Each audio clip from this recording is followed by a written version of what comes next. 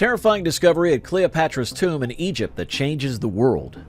The entire globe has been shocked by a horrifying discovery. All Egyptologists from around the world consider this discovery to be a miracle. On November the 20th of 2022, the Egyptian Ministry of Tourism and Archaeology posted on social media to announce the discovery of a vast, amazing tunnel beneath the temple in the ancient city of Tapsirisis Magna, which is now a ruin on Egypt's shore. The tunnel is being labeled a geometric miracle. During continuous excavations and exploration of the temple, Kathleen Martinez of the University of Santo Domingo in the Dominican Republic and colleagues uncovered the tunnel, which is thought to lie 13 meters below the surface. Kathleen is also left just like us.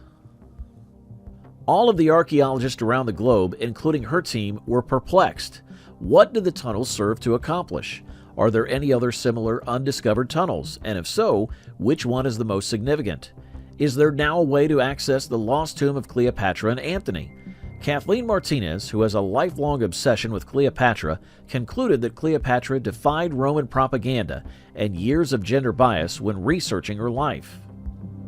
The literature that described Cleopatra revealed that she was a woman who was ahead of her time, went to the university, endured the Romans' contempt, and was powerful enough to control a kingdom. She was aware of medical law. According to Martinez, she was a poet and a philosopher. After making progress with her study, she identified the distinction between writings produced by the Romans and those from the East. She thoroughly examined the canonical writings, especially Mark Antony's alliance with Cleopatra, according to Plutarch. She also discovered that contemporary academics might have overlooked crucial hints regarding where she was interred, which inspired her to conduct her independent hunt for Cleopatra. She initially thought so because Cleopatra was viewed as an icon of Isis. She would have selected a temple dedicated to the goddess if she had to look for a spot to be buried in her final days. Martinez drew a map of prospective burial locations using her understanding of the area and Strabo's descriptions of ancient Egypt. She then selected 21 locations that were connected to the Isis and Osiris narratives. She eliminated a few temples until she found one outside of Alexandria that satisfied all of her requirements to be the structure that contained the tomb. The Great House of Osiris also killed the Temple of Tapsirisis Magna. This was at odds with another hypothesis developed by French explorer Frank Gaudiot and the European Institute of Underwater Archaeology, seeking the tomb in a place in Alexandria that had been buried underwater by an earthquake, whose excavations were resumed in 1992. Following the clues in 2002, she made her first trip to Egypt and managed to contact Zahi Hawass, the archaeologist and director of the Supreme Council of Antiquities, and also visited some temples. But when she arrived at the Tapsirisis Magna, she understood that it was the place she was looking for. After this short trip, she returned to her country and decided to upend her life. She prepared a project with the support of the Universidad Católica Santo Domingo to begin excavating. It was a historic moment. Egypt had never previously authorized excavation in a country in Latin America. As the work began in 2004, Kathleen Martinez, who had previously funded the initial trip as well as many others, decided to leave her legal career to relocate to Egypt and focus only on archaeology. Around 2005, Martinez returned to the Dominican Republic, where she visited with a foreign minister before being named the first minister of culture in Egypt. She was also given a diplomatic passport, and soon after that, excavations at Tapsiris Palace started. A partially demolished temple called Tapsiris Magna can be found in the city of Bor, which is the second largest city in Egypt and is located 50 kilometers west of Alexandria on the shore of Lake Marriott. It wasn't going to be the first time that Tapsiris Magna was being excavated. The first time it was destroyed by Napoleon was somewhere around 1798. Seeing the condition of the temple, the Egyptian authorities considered it an unimportant, unfinished monument, but according to Martinez, in reality, it was destroyed and forgotten in the sand. As the excavation proceeded, archaeological evidence, including 2 subterranean chambers within the temple's walls, was found. Martinez claimed it to be a new and important contribution to archaeology. A hieroglyphic and demotic style were also discovered, proving that the temple was revered as a place of worship. A vast cemetery with 15 catacombs, 800 bodies, and 14 mummies from the same period, along with the discovery of more than 800 pieces in 2018, were also reported.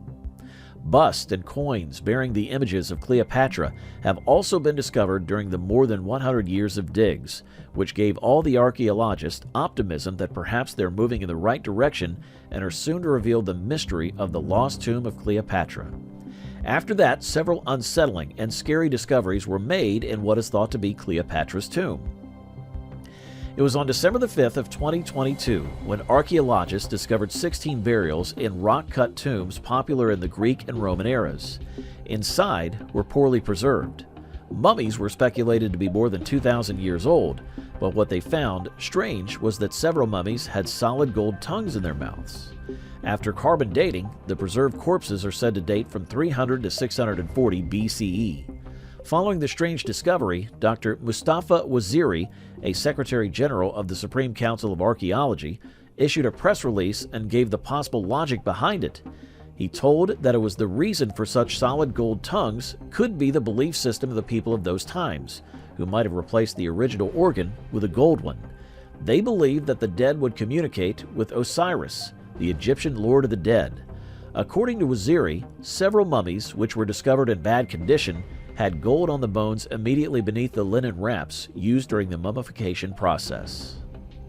Earthenware, glue, and tar were also used as embalming agents, and gold pieces were fashioned into scarabs, beetles, and lotus flowers. The old cemetery had copper nails as well as the remains of several human-shaped wooden coffins. Each stage of burial provided fresh, startling evidence of the many rites and techniques used to bury the mummies. An odd thing, according to lead archaeologist Kathleen Martinez, is that the gilded ornaments of the cartonnage around the skull of a second corpse showed a crown, horn, and a cobra snake. The ornaments on the breast showed a necklace from which the falcon's head, representing the god Horus, hung.